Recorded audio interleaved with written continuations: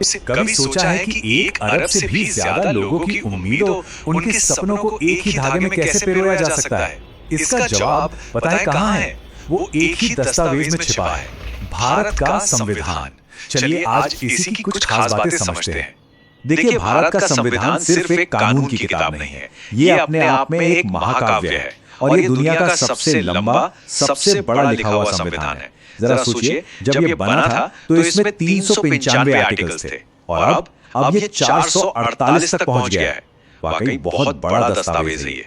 तो सवाल ये उठता है कि आखिर इसे इतना बड़ा क्यों बनाया गया? क्या ये बस लिखते लिखते इतना लंबा हो गया या इसके पीछे कोई बहुत गहरी सोच थी? चलिए इसी पहेली को सुलझाते हैं।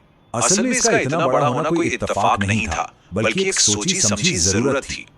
ये संविधान सिर्फ देश चलाने के लिए नहीं बना था, बल्कि इसे भारत की उस अविश्वसनीय विविधता को एक साथ लाने के लिए डिजाइन किया गया था।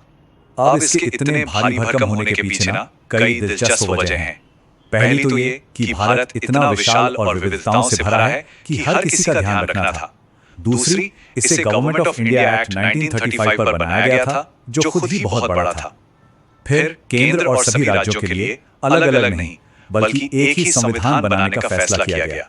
और हाँ, एक और बात, संविधान बनाने वाली सभा में वकीलों और कानूनी विशेषज्ञों की भरमार थी, जिन्होंने हर छोटी से छोटी बात को पूरी डिटेल में शामिल करना जरूरी समझा। अब भारत की इन अनोखी चुनौतियों से निपटने के लिए हमारे संविधान बनाने वालों ने प्रेरणा के लिए पूरी दुनिया की तरफ देखा। उन्होंने तय किया कि जहां से भी जो सबसे अच्छा आइडिया मिलेगा उसे लेंगे। और इस बात को इसके मुख्य आर्किटेक्ट डॉक्टर बी.आर. अम्बेडकर ने खुद बड़े गर्व से कहा था कि भारत का संविधान दुनिया के सभी जाने माने संविधानों को छानने के बाद तैयार किया गया है। ये उनकी जबरदस्त मेहनत और दूर की सोच को दिखाता है। लेकिन ये कोई नकल नहीं थी, ये एक बहुत ही सोची समझी प्रक्रिया थी। जैसे पार्लियामेंट्री सरकार का मॉडल यूनाइटेड किंगडम से लिया, मौलिक अधिकार यानी फंडामेंटल राइट्स अमेरिका से लिए और राज्य के नीति निर्देशक सिद्धांत आयरलैंड से। हर आइडिया को भारत की जमीन और यहाँ की जरूरतों के हिसाब से बदला गया, ढाला गया। तो भारत के संविधान की असली खूबसूरती सिर्फ दुनिया भर से अच्छे आइडिया लेने में नहीं है, असली कमाल तो है उन ताकतवर और एक दूसरे से अलग विचारों के बीच एक नाजुक सा बैलेंस बनाने में। पहला बड़ा बैलेंस था फेडरल और यूनिटरी सिस्टम के बीच का। इसका मतलब ये कि राज्यों को अपनी शक्तियां तो दी गईं, लेकिन देश को एक बनाए रखने के लिए केंद्र को ज्यादा मजबूत रखा गया। इसीलिए कहा जाता है कि ये स्ट्रक्चर में फेडरल है, लेकिन इसकी आत्मा यूनिटरी है। दूसरा बैलेंस था संसद और न्यायपालिका की ताकतों के बीच। देखिए, एक तरफ था ब्रिटिश मॉडल, जहां संसद ही सबसे ऊपर है। दूसरी तरफ था अमेरिकन मॉडल, जहां न्यायपालिका यानी जुडिशरी सबसे ताकतवर है। तो हमारे संविधान निर्माताओं ने एक बीच का रास्ता निकाला। भारत में संसद संविधान को बदल तो सकती है, लेकिन सुप्रीम कोर्ट उन बदलावों को रद्द कर सकता है जो संविधान की मूल भावना के खिलाफ हो। और इसी बैलेंस से एक बहुत बड़ा सवाल पैदा हुआ, क्या संसद की संविधान बदलने की ताकत की कोई सीमा ही नहीं है? इस सवाल का जवाब मिला एक बहुत ही नाटकीय कानूनी लड़ाई के बाद, जिसने हमारे संविधान को एक ऐसी आत्मा दी जिसे कभी बदला नहीं जा सकता। तो ये कानूनी लड़ाई बहुत दिलचस्प है।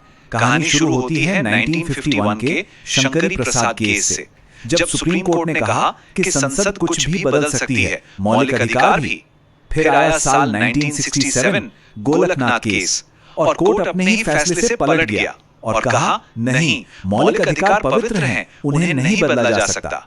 और ये टकराव अपने चरम पर पहुंचा 1973 के ऐतिहासिक केशवानंदन भारती केस में।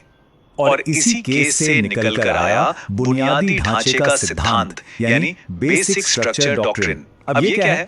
आसान भाषा में कहें तो संसद संविधान में बदलाव कर सकती है, लेकिन वो इसकी मूल आत्मा, इसके बुनियादी सिद्धांतों को नहीं छू सकती। ये संविधान का एक तरह से अल्टीमेट सेफ्टी नेट बन गया। तो फिर इस बुनियादी ढांचे में आता क्या क्या है? वैसे तो कोर्ट ने इसकी कोई पक्की लिस्ट नहीं दी है, लेकिन समय के साथ कुछ चीजें बिल्कुल साफ हो गई, जैसे कि संविधान की सर्वोच्चता, फेडरलिज्म और सेक्युलरिज्म, लोकतंत्र, न्यायपालिका की आजादी और कानून का राज। ये वो खंभे हैं जिन्हें कोई भी सरकार गिरा नहीं सकती। अब बात करते हैं एक और बहुत ही अनोखी चीज की, और वो है सेक्युलरिज्म यानी धर्मनिरपेक्षता का भारतीय स्टाइल। ये राज्य और धर्म के रिश्ते को देखने का एक बिल्कुल अलग नजरिया है। भारत का सेक्युलरिज्म सर्वधर्म समभाव की सदियों पुरानी भारतीय सोच पर आधारित है। इसका मतलब है सभी धर्मों के लिए बराबर सम्मान, और इसी को पॉजिटिव सेक्युलरिज्म भी कहते हैं, जिसकी जड़ें हमारी संस्कृति में बहुत गहरी हैं। अब ये वेस्टर्न मॉडल से काफी अलग है। वहां पे क्या होता है कि राज्य और धर्म के बीच एक मोटी दीवार होती है, वो एक दूसरे के मामलों में दखल नहीं देते। लेकिन भारत में ऐसा नहीं है। यहाँ राज्य सभी धर्मों से एक सैद्धांतिक दूरी बनाकर रखता है और सबको बराबर सुरक्षा देता है। और हाँ, अगर समाज सुधार की जरूरत हो तो राज्य धार्मिक मामलों में दखल भी दे सकता है। तो कुल मिलाकर बात यह है कि हमारे संविधान की असली ताकत उसके पन्नों की गिनती में नहीं, बल्कि उसकी बदलती जरूरतों के हिसाब से ढल जाने की काबिलियत में है। ये कोई पत्थर की लकीर नहीं, बल्कि एक जिंदा दस्तावेज है जो भारत के साथ साथ बढ़ता है और बदलता है। और ये हमें एक बहुत बड़े सवाल पर लाकर छोड़ देता है। जैसे जैसे भारत बदल रहा है, आगे बढ़ रहा है, इसकी कौन सी बुनियादी विशेषता का अगला इम्तिहान होगा? संविधान का भविष्य इसी बात पर टिका है कि वो आने वाली इन चुनौतियों से कैसे निपटता है।